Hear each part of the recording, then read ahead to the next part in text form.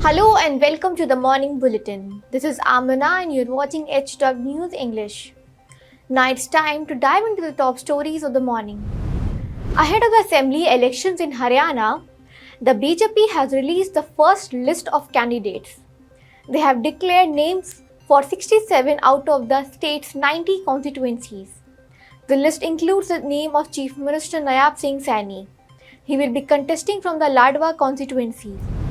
Congress leader Sam Pitroda in an interview has said that Rahul Gandhi is more intellectual and more of a strategist as compared with his father Rajiv Gandhi. He has described both leaders as custodian of the idea of India. Mr. Pitroda also asserted that the leader of the opposition in the Lok Sabha, Rahul Gandhi, has all the qualities of a future Prime Minister. After Congress leader Rahul Gandhi met Vinesh Phogat and Bajrang Punia, BJP MP and Union Minister Manohar Lal Khattar has given his reaction to it.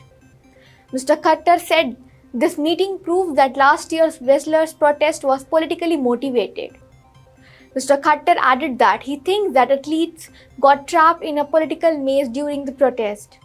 He further said that there is a nexus as wrestlers are seeking a ticket from the Congress party. In the Chhatrapati Shivaji Maharaj statue collapse case, Maharashtra police has arrested contractor Jaideep Apte. According to reports, Apte is currently being held at the office of the Deputy Commissioner of the Police. He was arrested after being missing and untraceable for around 10 days since the 35 feet tall Chhatrapati Shivaji Maharaj statue collapsed on August 26 in Sindhudurg.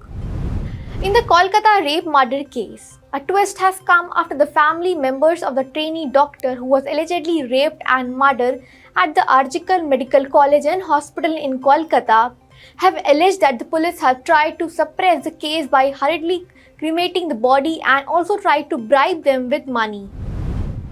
The Supreme Court is hearing plea filed by Delhi Chief Minister Arvind Kejriwal seeking bail against his arrest by the CBI in the Delhi excise policy case.